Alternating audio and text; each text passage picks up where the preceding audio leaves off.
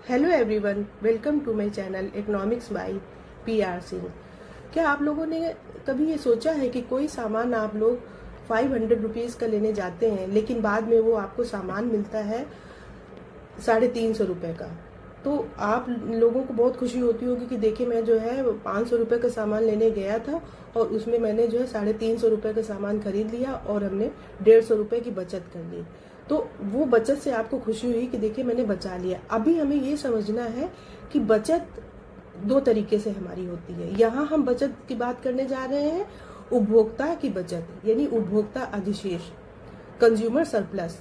वो दूसरी बचत हमारी कौन सी हुई, जिसको हम सेविंग बोलते हैं। तो सबसे पहले हम सेविंग वाली बचत के बारे में बात कर लेते हैं। सेविंग वाली बचत हमारी वो होती है जो हमारी इनकम होती है, तो उसमें से कुछ हिस्सा हम ये फ्यूचर के लिए बचा के रखते हैं कि ये हमारे फ्यूचर के काम आएगा। तो इनकम से जो बचाया हुआ हिस्सा होता है फ्यूचर के काम के लिए, उसको हम लोग सेविंग बोलते हैं। उपभोक्ता की बचत हमारी क्या हुई कि मान लीजिए आप इकोनॉमिक्स की बुक खरीदने गए और आपने सोचा कि ये बुक मेरे को 1000 रुपीज़ की मिलेगी और वो बुक आपके लिए बहुत इंपॉर्टेंट है, आपको लेना ही लेना है। तो आपको उसको पे करने की जो विलिंगनेस थी वो 1000 रुपीज़ की थी, लेकिन जब आप शॉप पे जाते हैं तो आपको वो बुक मिल जाती है 750 की। तो 750 और 1000 के बीच में जो डिफरेंस आया वो आपका क्या हो गया, उपभोक्ता की बचत, यानी कंज्यूमर सरप्लस हो गया। तो कितना आया हमारा सरप्लस, कितना आया 250 रुपीज़ का। तो कहने का मतलब ये है कि pay to willingness minus actual paid, जो डिफरेंस आया उसी को हम लोग बोलते हैं कंज्यूमर सरप्लस। तो सबसे पहले कंज्यूमर सरप्लस की बात करी थी हमारे फ्रेंच के अर्थशास्त्री जूल ड्यूपेट ने। उन्होंने कंज्यूमर सरप्लस को, उपभोक्ता अधिशेष को वैज्ञानिक तरीके से बताया और यही डिफरेंस देके बताया कि एक्चुअल में जो उपभोक्ता किसी वस्तु को पाने के लिए अधिकतम जो इच्छा रखता है त्याग करने की, और उसका जो डिफरेंस आता है एक्चुअल में जो पे करता है, उसी दोनों का जो डिफरेंस आता है उसी को उपभोक्ता अधिशेष का नाम दिया, उपभोक्ता बचत का नाम दिया। उसके बाद हमारे ब्रिटेन के अर्थशास्त्री आए अल्फ्रेड मार्शल, जिनकी बहुत ही फेमस बुक थी प्रिंसिपल ऑफ इकोनॉमिक्स, जिसका फर्स्ट एडिशन आया था 1890 में, जिसमें उन्होंने उपभोक्ता की बचत के बारे में बताया दो बातों के माध्यम से। पहला क्या, demand curve and marginal utility. In demand curve और मार्जिनल यूटिलिटी को आधार बना के उन्होंने उपभोक्ता की बचत के बारे में बताया। तो आज हम इसका डायग्रामेटिकल रिप्रेजेंटेशन देखेंगे कि कैसे जो है मार्शल ने उपभोक्ता की बचत के बारे में बताया डिमांड कर्व और मार्जिनल यूटिलिटी का आधार बना के।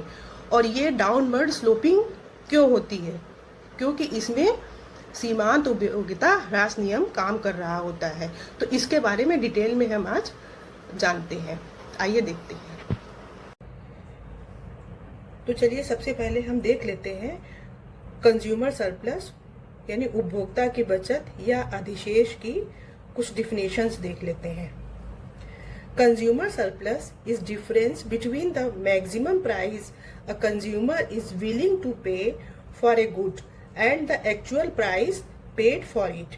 इसका मतलब क्या हुआ कि एक कंज्यूमर जब किसी वस्तु को पाने के लिए वो अधिकतम, अधिक से अधिक कितनी पे करने के लिए तैयार है और एक्चुअल में वो कितना पे कर रहा है, यानी वास्तव में वो कितना पे करता है।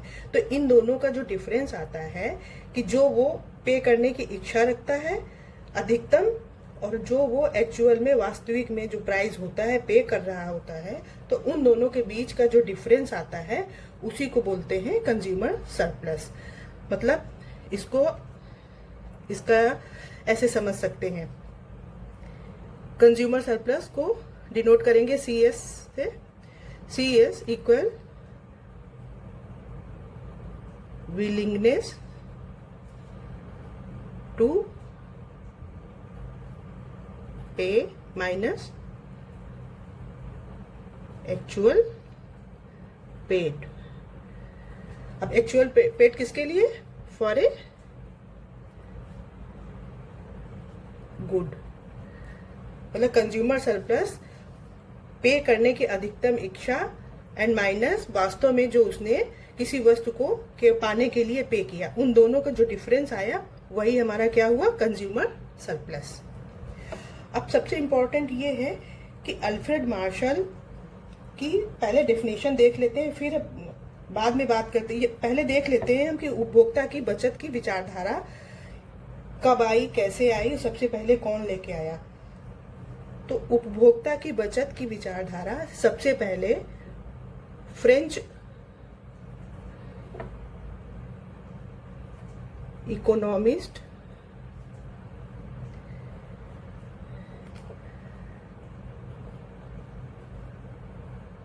ड्यूपिट ने दिया।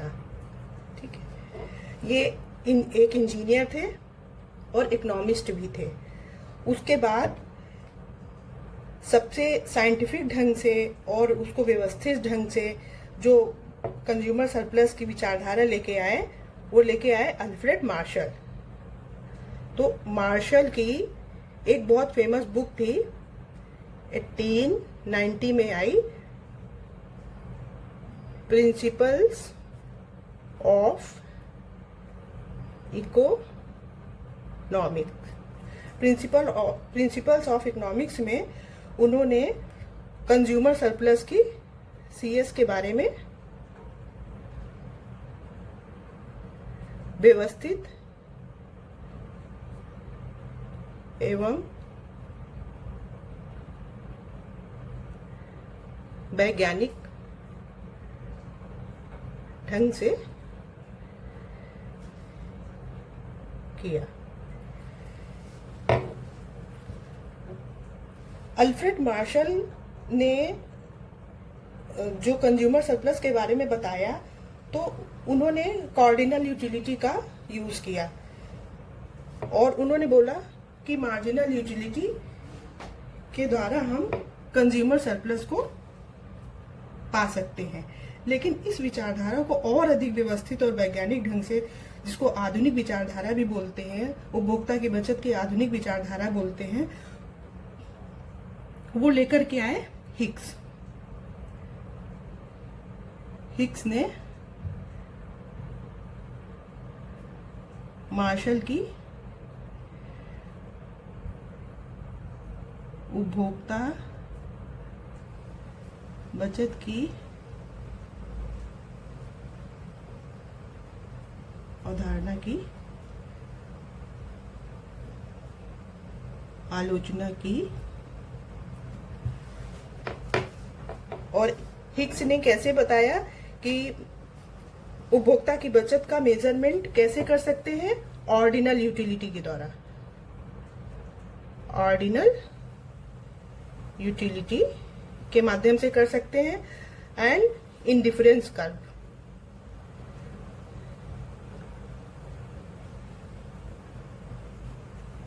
इंडिफरेंस कर्व का सहारा लिया एंड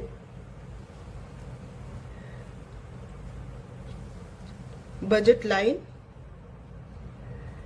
के माध्यम से समझाया कि उपभोक्ता की बचत कैसे की जा सकती है। तो हम ये देख रहे हैं कि उपभोक्ता की बचत की विचारधारा कैसे आई और कब आई। ठीक है, तो पहले तो हमारे ड्यूपिट हो गए, उसके बाद मार्शल की अवधारणा आई। तो मार्शल की जो अवधारणा है वो सबसे प्रचलित है और एग्जाम में बहुत बार पूछी जाती है।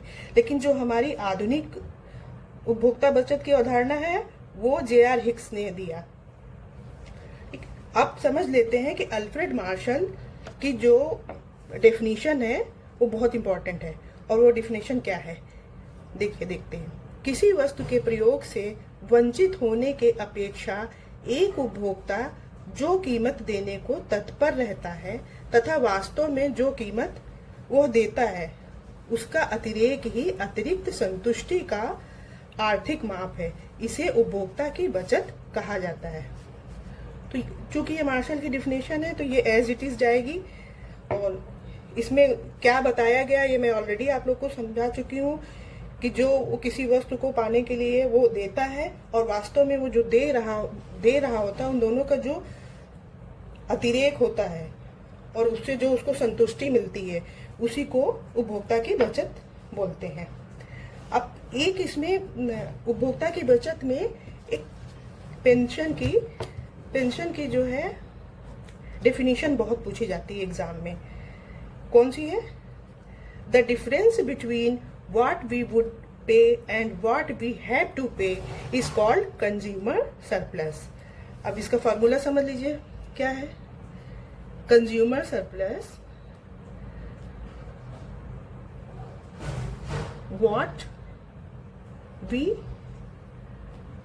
Would pay minus what we have to pay,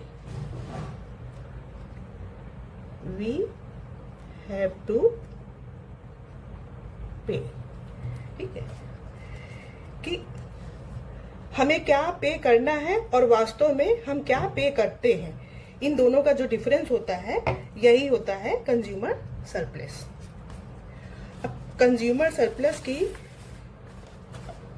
martial ने कुछ मान्यताएं भी दी। अब किसी भी अगर प्रिंसिपल को हम समझने जाते हैं, इकोनॉमिक्स में किसी भी अवधारणा को अगर हम समझते हैं तो उसमें मान्यताएं तो होती ही होती हैं, जो कि कुछ हम मान के चलते हैं कि ऐसा तो होना ही होना है। तो मान्यताएं क्या है? मार्शल ने कार्डिनल यूटिलिटी के माध्यम से मेजरमेंट किया और उन्होंने मनी को कांस्टेंट रखा। बोला कि मुद्रा की सीमांत उपयोगिता स्थिर रहती है।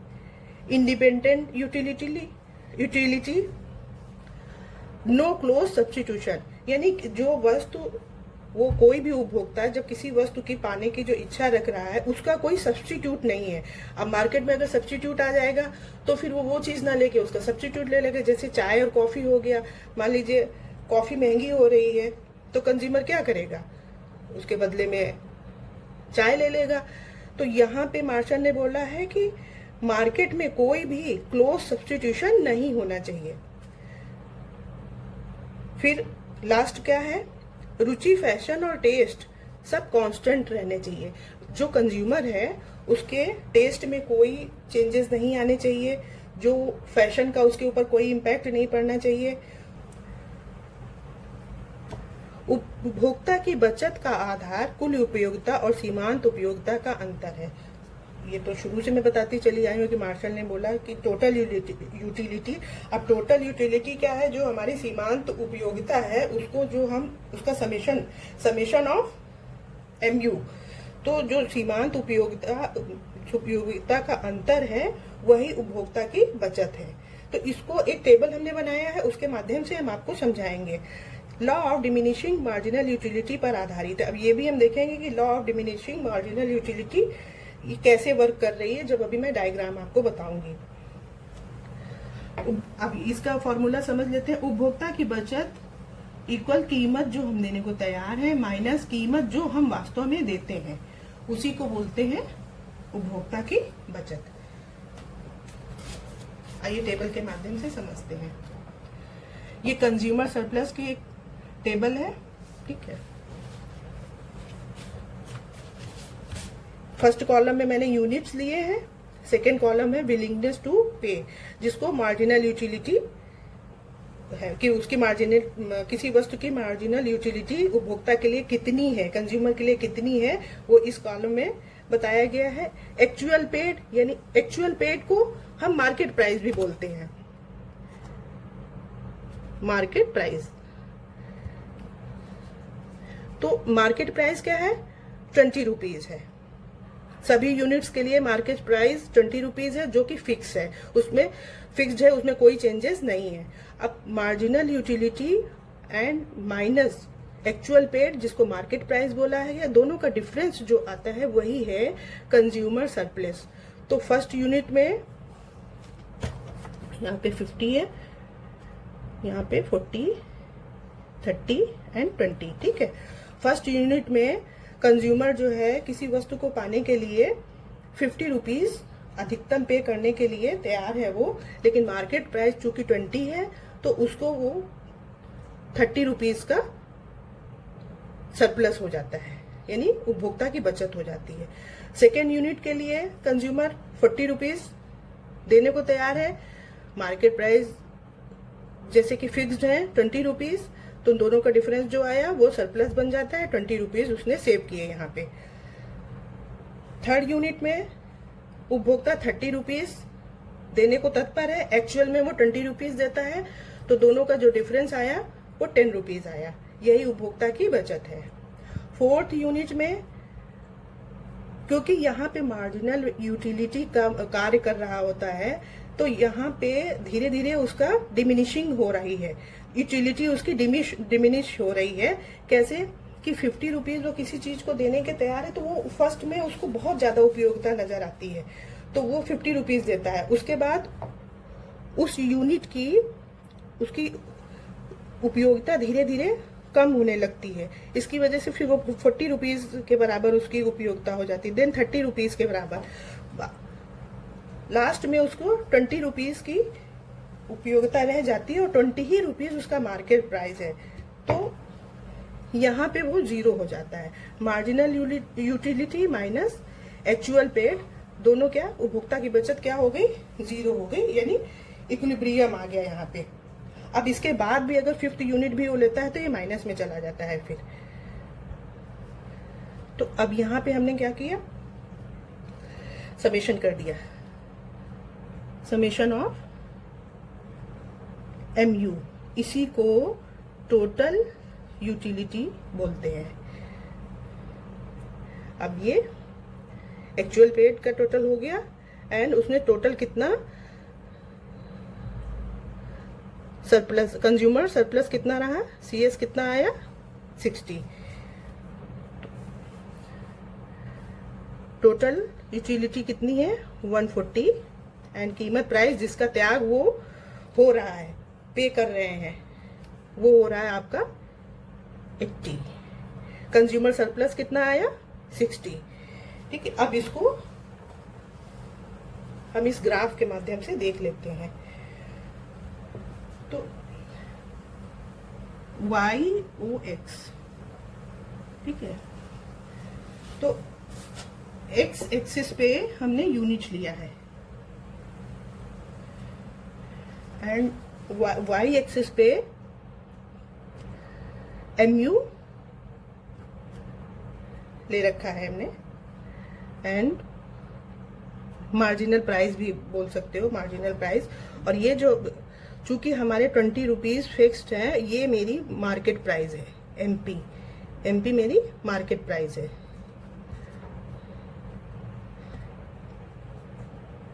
मार्केट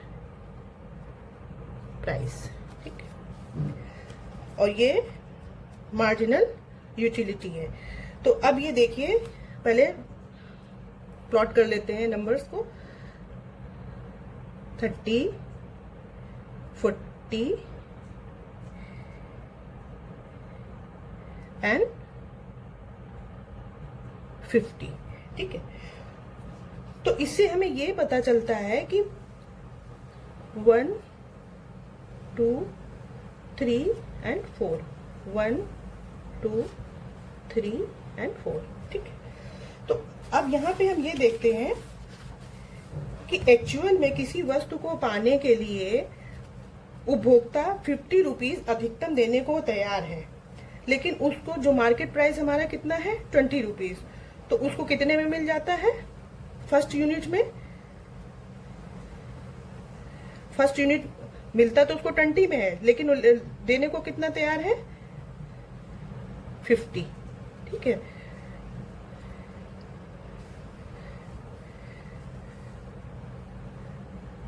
ये हो गया 50, ठीक है।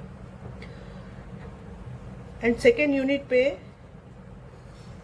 यूनिट को पाने के लिए, क्योंकि उस पहली यूनिट में उसको ज्यादा उपयोगिता नजर आ रही थी, उसके बाद उसको थोड़ी सी संतुष्टि मिली, तो वो फिर कम रुपए देना चाहता है, तो सेकेंड यूनिट पे उसने लिया 40, ठीक है। थर्ड यूनिट पे 30 एंड फोर्थ यूनिट पे 20, ठीक है। इसको हम मिला देते हैं,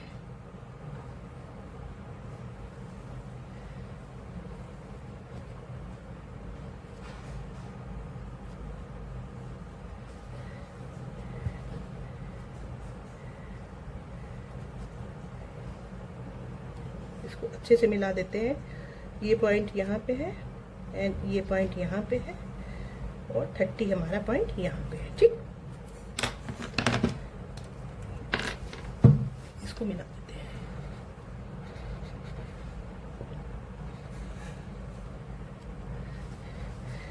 ये डिमांड कर्व है, डीडी डिमांड कर्व हमारा बन जाता है, जो डिमांड कर रहा होता है उपभोक्ता। तो अब आप यहां से ये समझिए, हम इसको ऐसे भी ड्रॉ कर देते हैं। ठीक है, पॉइंट टू पॉइंट मिला देते हैं। अब आप ये समझिए कि ये डाउनवर्ड स्लोपिंग क्यों जा रहा है, क्योंकि यहां पे marginal law of marginal utility work कर रहा है। क्योंकि उपभोक्ता को, अब आप एक एग्जांपल से और समझिए कि मान लीजिए हम स्कूल से या कॉलेज से घर जाते हैं तो मुझे बहुत भूख लगी होती है, तो ये सोचते हैं कि घर जाके आज मैं 4 रोटी खा लूंगा, ठीक है, या खा लूंगी। लेकिन तो जब पहली रोटी आती है तो उससे जो है बड़ी संतुष्टि मिलती है कि बहुत जोर की भूख लगी है। लेकिन जब हमारे पास सेकंड रोटी आती है तो थोड़ी भूख हमें वो थोड़ा सा फिर एक मतलब सेटिस्फेक्शन लेवल थोड़ा कम हो जाता है। उसके बाद जब तीसरी रोटी आती तो पेट पूरा भर जाता है कि हाँ भाई हमने 3 रोटी खा के पेट भर गया। लेकिन जब हमारे पास चौथी रोटी आती है वो बिल्कुल खाने की इच्छा नहीं होती है, लेकिन उसको हम ना जबरदस्ती खा रहे होते हैं, तो जैसे तैसे करके हमने खा लिया। अब मम्मी बोलती है कि बेटा 1 रोटी और ले लो, तो जो 5वीं रोटी आती है उसको जब हम खाते हैं तो फिर ये लगता है कि ना इसको हम वोमिट कर देंगे। दैट मीन्स कि वहां पे माइनस में आपकी मार्जिनल यूटिलिटी चली जाती है। तो यहाँ पे law of diminishing marginal utility work कर रहा होता है, इसीलिए ये डाउनवर्ड स्लोपिंग जा रहा है। डाउनवर्ड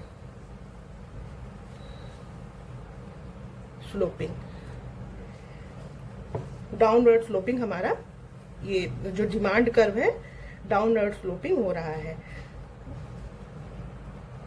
और कंज्यूमर सरप्लस आप देख लीजिए कि उसने कितना, फर्स्ट यूनिट में उसने जो है 30 रुपीज बचाए, सेकेंड यूनिट में उसने 20 रुपीज बचाए, थर्ड यूनिट में 10 रुपीज बचाए और फोर्थ यूनिट में जो कि हमारा मार्जिनल यूटिलिटी बराबर हो जाती है मार्केट प्राइस के, तो वहां पे क्या हो जाता है, 0 हो जाता है। ठीक है, तो इस डायग्राम को एक बार और अच्छे से समझ लेते हैं। वाई एक्सिस पे मैंने मार्जिनल यूटिलिटी एंड प्राइस रख रखा है। ठीक है, प्राइस हमारे मार्केट प्राइस हमारा फिक्स्ड है जो कि 20 है, और कंज्यूमर जो किसी वस्तु को पाने के लिए, जो देने के लिए फर्स्ट यूनिट के लिए रेडी है वो 50 रुपीज, लेकिन उसको चूंकि मिलती कितने में है, 20 में, तो वहां इसको 30 रुपीज का यहाँ पे बचत हो जाती है।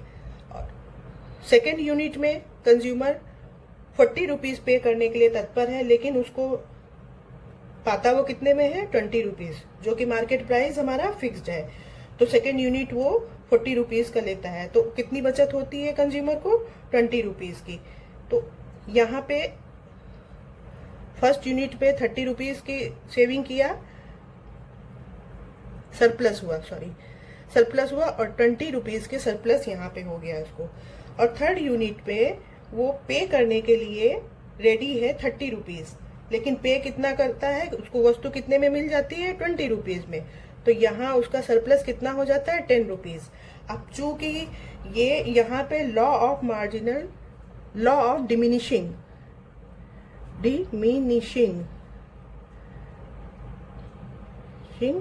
मार्जिनल यूटिलिटी वर्क कर रहा होता है, इसलिए उपभोक्ता का घटते क्रम में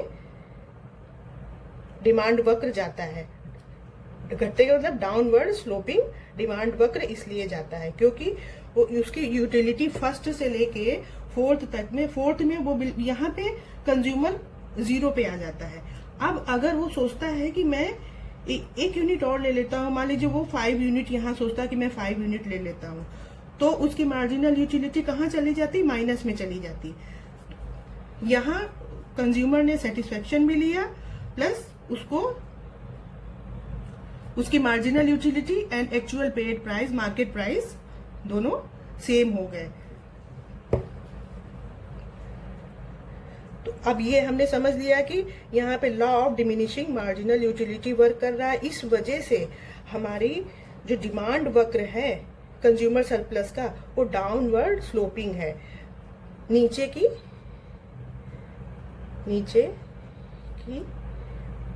ओर गिरता हुआ, नीचे की ओर गिरता हुआ। यहां मैंने ऑलरेडी आपको बता रखा है कि total utility 140 and actual paid price total 80 rupees and consumer surplus 140 minus 80 60 rupees का।